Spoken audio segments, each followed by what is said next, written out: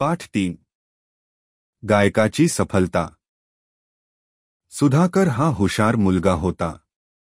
लहानपणापासून त्याच्या हुशारीची गावात खूप वाहवा होती. मोठे झाल्यावर तो सरकारी नोकरीत मोठ्या हुद्द्यावर कामाला लागला. एका सुशिक्षित व चाणाक्ष मुलीशी, कौमुदिनीशी त्याचा विवाह झाला होता.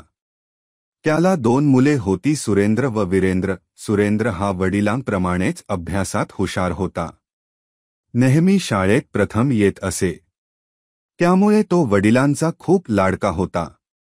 सुरेंद्रच्या अगदी उलट वीरेंद्र होता. वीरेंद्र हा अभ्यासात हुशार नव्हता.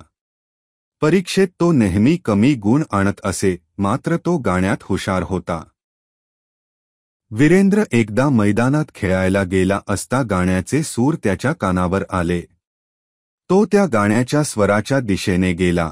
तेथे एका दगडावर एक व्यक्ती डोळे बंद करून गाणे गात होता. तेव्हा त्याच्या स्वरात स्वर मिसळून तो गाणे गाऊ लागला. त्याच्या आवाजाने त्या गायकाने डोळे उघडले. एका मुलाला इतके ताला सुरात गाणे म्हणताना ऐकून तो खूप खुश झाला. गायकाने वीरेंद्रला विचारले, तू गाणे कुठे शिकतोस? वीरेंद्रने उत्तर दिले, मी कुठेही गाणे शिकत नाही. तुमच्या गाण्याचे सूर कानी आलेत व त्या आवाजाच्या दिशेने मी इथे आलो व तुम्ही गाता त्या गाण्याच्या पाठीमागे गाऊ लागलो. गायकाने वीरेंद्रला तुला गाणे शिकायला आवडेल का? असे विचारताच वीरेंद्रने आनंदाने होकार दिला. रोज संध्याकाळी जेव्हा मी इथे गाण्याच्या सरावाला येतो तेव्हा त्याने वीरेंद्रला गाणे शिकण्यासाठी येण्यास सांगितले. वीरेंद्रने ही सर्व हकीकत आईला सांगितली. आईनेही त्याला प्रोत्साहन दिले. रोज सायंकाळी चुकता वीरेंद्र गायकाकडे गाणे शिकण्यासाठी जाऊ लागला. वीरेंद्र आता अधिकच सुरात गाऊ लागला. एकदा गावात संगीताचा कार्यक्रम आयोजित केला होता. अनेक नामवंत मंडळींना कार्यक्रमाला आमंत्रित केले होते. वीरेंद्रच्या वडिलांनाही त्या कार्यक्रमाचे आमंत्रण होते. सुधाकर, वीरेंद्रची आई व सुरेंद्र संगीताच्या कार्यक्रमाला जाणार होते. वीरेंद्रला नेण्याचा निर्णय सुधाकरने घेतला, कारण त्याच्या अभ्यासाच्या अधोगतीमुळे नेहमीच त्यांना त्याची लाज वाटत असे. म्हणून आम्ही बाहेर जाऊन येतो, तू घरीच थांब असे सुधाकरने वीरेंद्रला सांगितले. वीरेंद्रच्या आईला त्याचे खूप वाईट वाटले, पण वीरेंद्रलाही हेच हवे होते. संगीताचा कार्यक्रम सुरू झाला. तबला, बासरीचे वेगवेगळे कार्यक्रम सुरू झाले.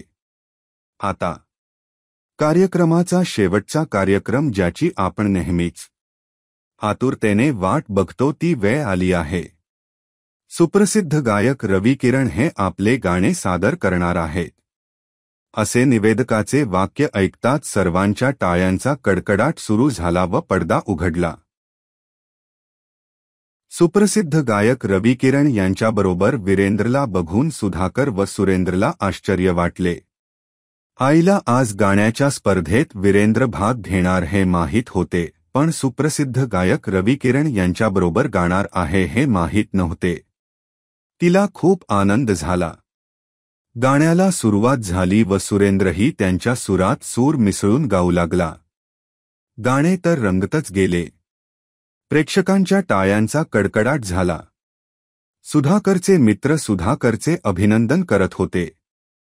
सुधाकरला स्वतःच्या विचारांची खूप लाज वाटली. त्यांनी वीरेंद्रला जवळ घेतले. त्याचे कौतुक केले व त्याची क्षमा मागितली. त्यानंतर सुधाकरने सुरेंद्र व वीरेंद्र यांच्यात कधीच तुलना केली नाही.